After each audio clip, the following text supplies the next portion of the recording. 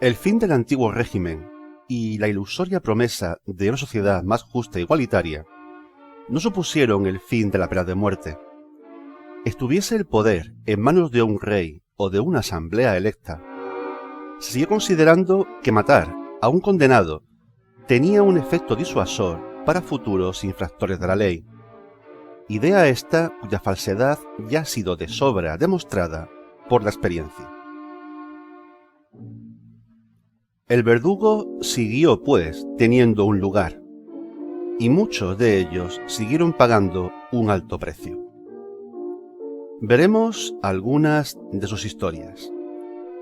Te doy la bienvenida al vertedero de Kratos.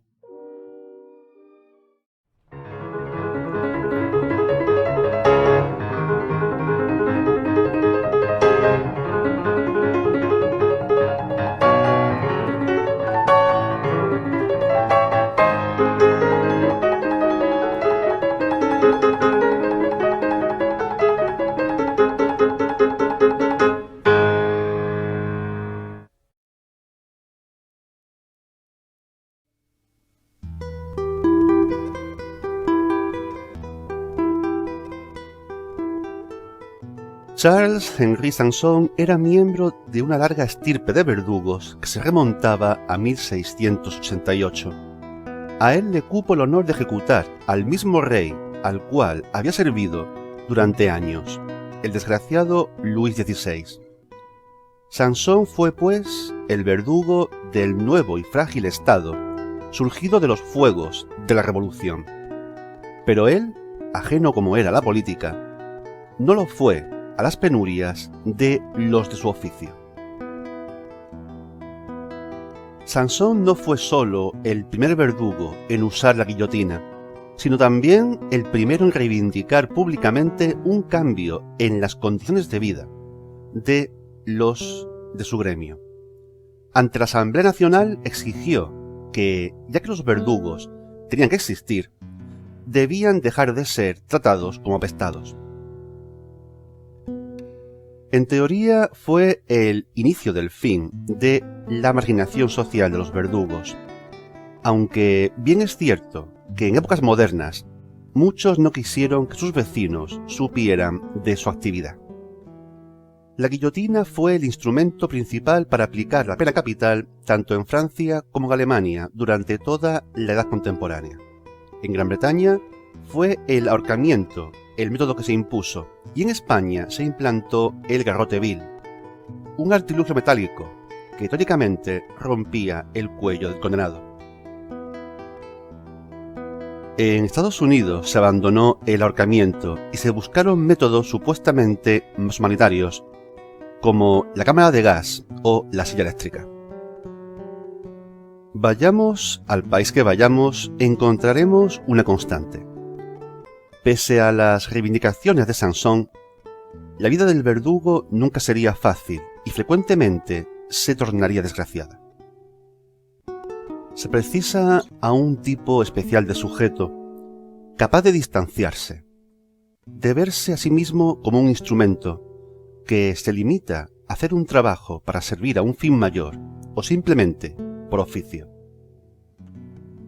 También ayuda a hacer el trabajo el hecho de intentar hacerlo bien, de facilitarle el trago al condenado todo lo posible.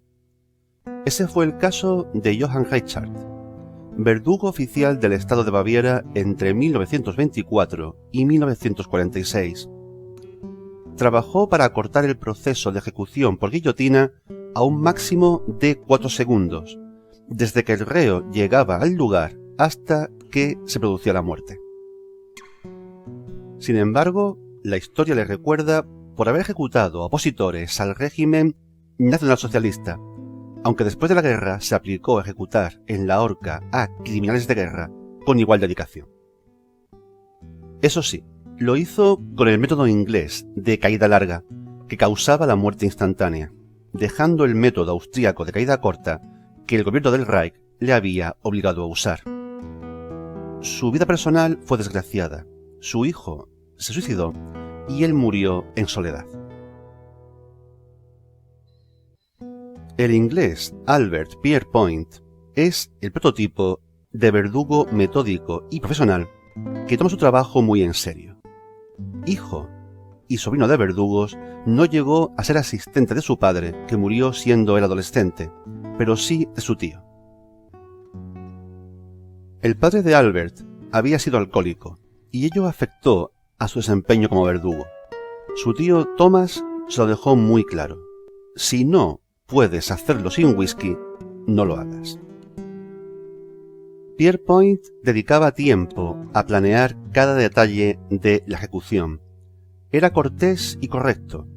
Calculaba la longitud exacta que debía tener la soga para que el cuello se fracturara en el acto y la muerte fuera instantánea.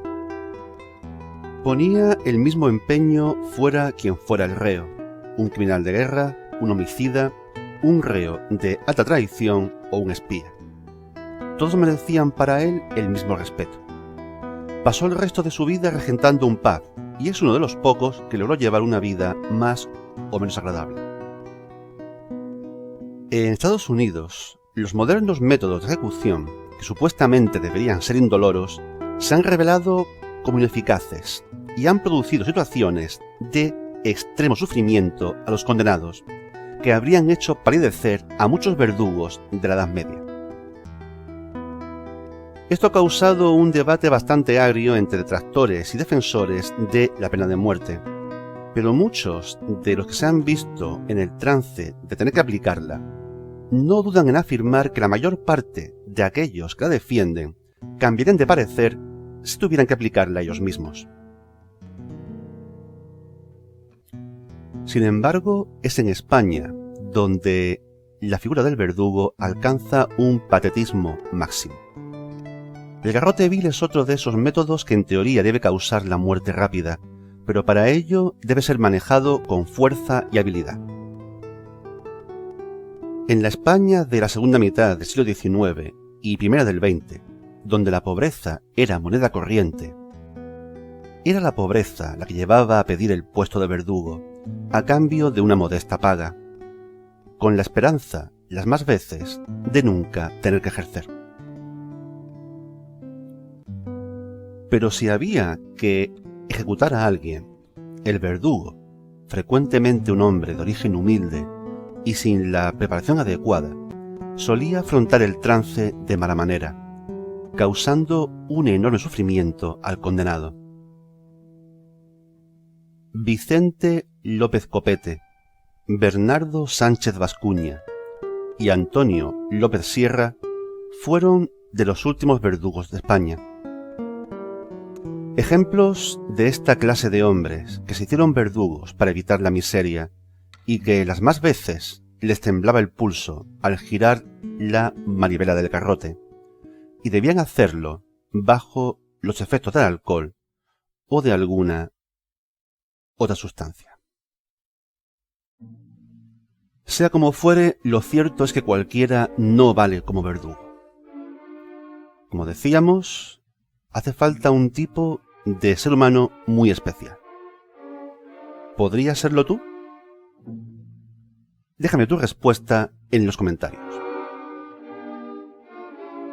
Si te gustó este vídeo, apóyame con un like o con tu suscripción al canal. También puedes apoyarme en mi cuenta de Patreon. Te dejo el link en la descripción. Pero recuerda, comenta, sobre todo comenta. Sigamos hablando de historia. Cuídate.